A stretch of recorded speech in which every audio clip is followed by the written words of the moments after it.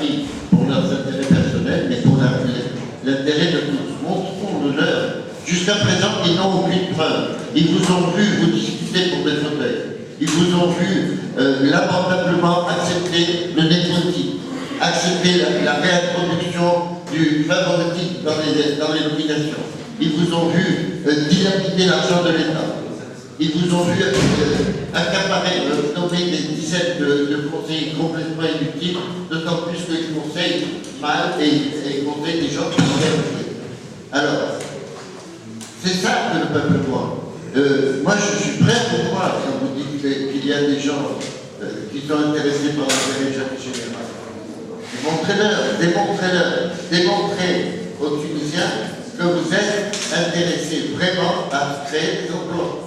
Vous n'avez rien fait dans ce domaine. Vous êtes en train de vous contenter de dire on va faire. Non. Vous aviez déjà la possibilité de faire un tas de choses, de rendre la confiance aux gens. La confiance, ne vient pas de ce qu'on réussit à faire. Elle vient de ce qu'on montre qu'on est ici à faire. Et surtout, les choses fondamentales. Le reproche fondamental qui fait que peut-être vous êtes discrédité à chaque. Je ne sais pas, en tout cas, c'est très possible. Le reproche fondamental que vous faites, vous n'associez pas les Tunisiens aux décisions que vous prenez. Vous les prenez tout seuls. Vous annoncez un jour une décision qu'on ne savait absolument pas que vous étiez sur le point de prendre.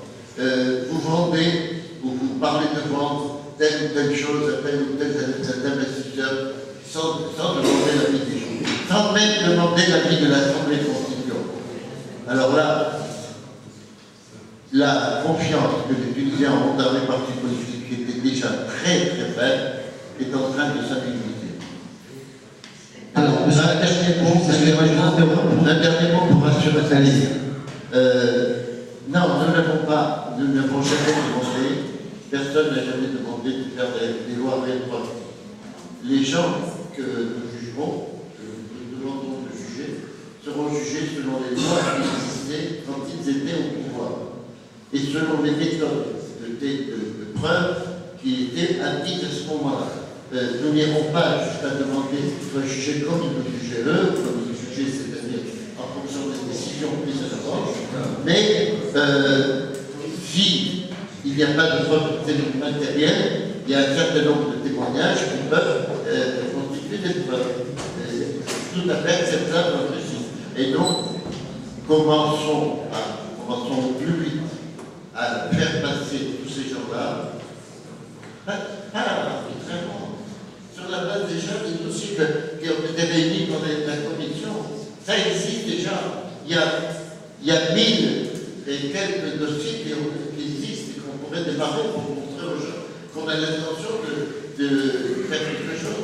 Alors, M. Nakache, excusez-moi, parce qu'on arrive à la fin de cette conférence débat, on a déjà dépassé d'une heure, l'heure prévue. Je vais laisser, on va refaire un petit tour de table en prise de parole, un petit peu de conclusion, chacun.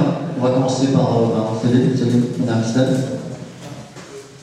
Merci. Donc, pour rebondir sur ce que vous venez de dire, sur l'administration tunisienne, il faut dire une chose, c'est que si l'administration tunisienne n'avait pas été d'une grande qualité, n'avait pas eu une grande capacité de travail, le pays aurait été sur les genoux très rapidement.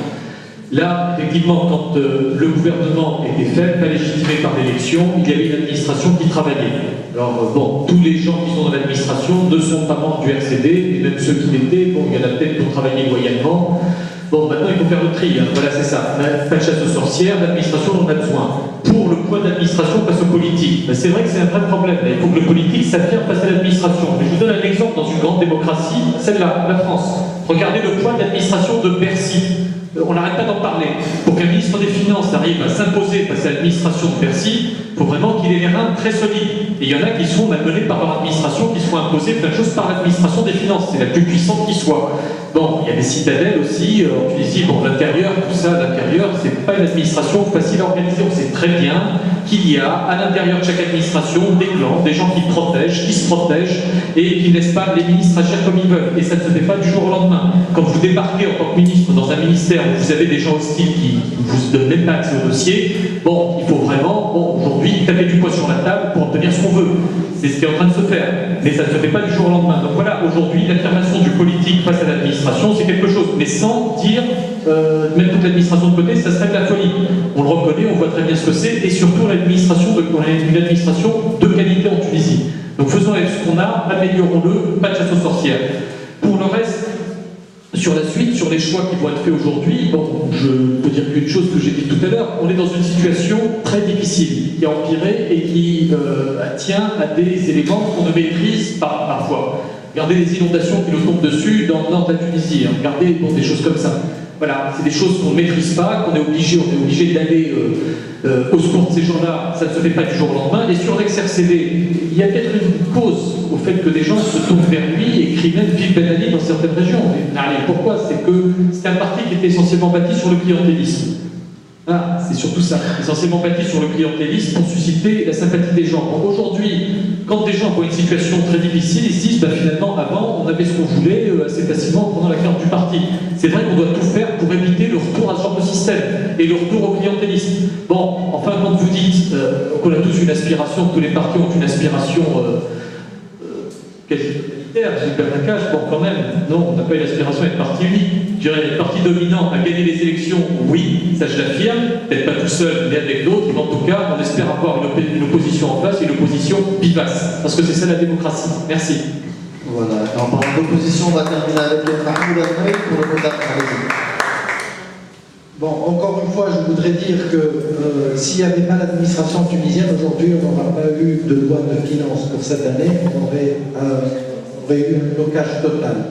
Aujourd'hui, la loi de finances est faite par l'administration, qui a travaillé pendant Ben Ali, qui est la même, qui est issue de Bourguiba, c'est la même administration. Mais l'administration ne fait pas de politique. Elle paie, elle nous a donné une loi de finances, on est en train de discuter, de changer les choses, et oui, l'administration travaille. Autre chose que j'ai entendu encore une fois, c'est l'argent de Qatari. Il n'y a pas eu d'argent de Qatar. Il n'y a pas d'argent. Il y a 103 jours de réserve. Et aujourd'hui, le problème de la Tunisie, c'est chercher des financements. Et à chaque fois que je suis allé même voir des amis ailleurs de la Tunisie pour qu'ils viennent investir en Tunisie, la première question qu'ils demandent, c'est est-ce que les Tunisiens sont en train d'investir chez eux? Et la réponse, malheureusement, c'est non. Les Tunisiens ne sont pas en train d'investir chez eux. Alors ils disent, mais pourquoi vous voulez qu'on vienne? Et donc, je ne vois pas, les projets peut-être existent, l'argent n'est pas là encore. Non, l'argent n'est pas là, le Qatar n'est pas là, il veut des conditions, je dirais, plus élevées, des taux d'intérêt plus élevés que n'importe quelle banque au monde. Et il n'aide pas ni la Tunisie, ni il n'aidera un autre pays. Le Qatar, je ne vois pas pourquoi cette peur, c'est 200 000 personnes qui ont beaucoup d'argent, qui achètent nous en France aussi. Voilà, merci. Voilà, et ce sera le mot de la fin. Voici, vous voulez rajouter quelque chose, plaisir.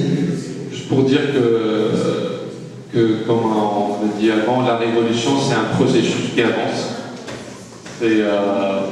C'est un fleuve qui avance. Il peut y avoir des rochers qui essaient de résister, mais tous ces rochers, y compris les RCDistes, vont certainement pas revenir, et on est tous là pour cela. Et merci. Voilà. Alors, vraiment,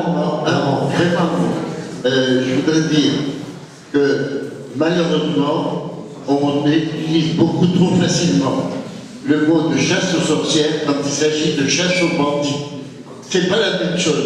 Ce n'est pas qu'on chasse des gens soupçonnés d'avoir des idées ou des actes malveillants, on chasse des gens qui ont effectivement nuit à la population et au pays.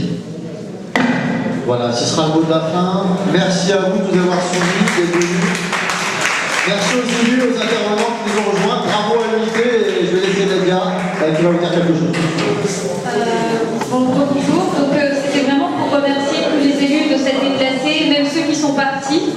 Donc voilà, c'était pour remercier Abdelkrim aussi d'avoir animé ce débat qui a été agité, très intéressant et aussi passionné. Et merci à vous de vous être déplacés un dimanche après-midi. Vous avez nos coordonnées www.uni-6t.fr et on espère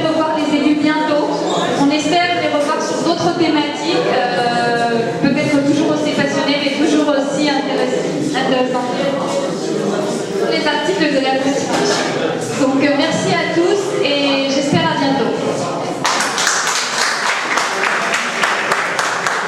Et un grand merci